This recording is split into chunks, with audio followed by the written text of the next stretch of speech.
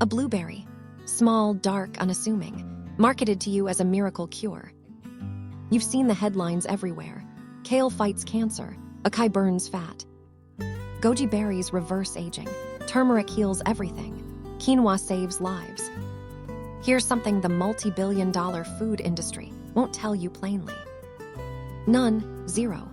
It's a marketing term invented by advertisers, not by scientists. In 2007, the European Union banned health claims on packaging without scientific proof. That regulation effectively made the word superfood illegal on European product labels. So why is it everywhere else, plastered on every box and bottle? The answer involves a fruit company, a century of marketing, and a billion-dollar lie. The year is around 1917. The United Fruit Company has a serious problem. They've shipped millions of bananas from Central America into American ports. Most Americans had never tasted one. They didn't know what to do with them. So United Fruit invents a clever idea. The banana is a superfood. Around this time, the word superfood first appears in printed American advertising. Dictionaries trace the earliest print appearance of the word to around 1915. They publish pamphlets. They pay doctors to recommend bananas for infants. It worked. Banana consumption exploded. A marketing experiment quietly rewrote how Americans ate. Fast forward 80 years. The word superfood returns with a vengeance. In the 1990s, scientists became obsessed with tiny villains called free radicals. Unstable molecules that damage cells, blamed for aging, cancer, and chronic disease.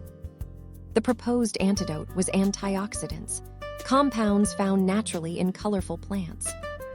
His theory sparked decades of research and billions in supplement product sales. Then came the ORAC scale, a lab method for measuring antioxidant activity in food. Wild blueberries scored around 9,000 ORAC units per 100 grams in the former USDA database. Suddenly, every berry had a number, and marketers finally had real ammunition. Acai berries flew in from Brazil at premium prices and exotic branding. Goji from China, maquis from Patagonia, camu camu from the deep Amazon. Each new berry promised more antioxidants than the last fruit you'd ever heard of. By the late 2010s, the global superfood market was estimated at over $130 billion. But then, careful scientists started actually testing the underlying health claims. Researchers gave roughly 35,000 men high-dose vitamin E supplements for years. The expected result was fewer cancers, longer lives, and vindication for antioxidants. The actual result: prostate cancer rates went up from those supplements, not from food. Not down, up. Supplementation was halted early after interim analysis showed no benefit and a trend toward harm. Another major trial tested beta-carotene supplements in long-term, heavy smokers. It increased their lung cancer risk by roughly 18%, from supplements, not carrots. Note carefully, these harms came from isolated pills, not from eating actual whole vegetables. Whole foods deliver thousands of compounds together. Pills isolate one and amplify it. Study after study showed isolated antioxidants didn't prevent disease and sometimes caused harm. In 2012, the USDA quietly removed its public ORAC database from its website. Their stated reason: ORAC values had no proven relevance to actual human health. The entire superfood story was built on a measurement that didn't matter for humans.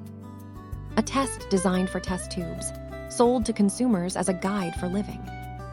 Researchers shifted focus from single foods to entire eating patterns over many decades.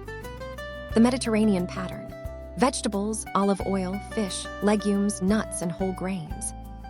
The Okinawan pattern: sweet potatoes, tofu, leafy greens, and very modest portions. Studies suggest these patterns may lower cardiovascular mortality risk over many years of adherence. the PREDIMED trial, with findings confirmed in a 2018 reanalysis, linked the Mediterranean diet to roughly 30% fewer major cardiovascular events. Notice what's missing: no single hero food, no magical berry, no exotic powder. Just ordinary plants, eaten consistently, alongside fish, beans, and good olive oil. The healthiest diets on Earth contain zero foods marketed as superfoods on a label. Marketers sold you a single ingredient. The science quietly pointed to a whole plate. Next time a label promises miracles, remember 1917 and a warehouse full of bananas. There are no superfoods, only patient meals eaten with care over a lifetime.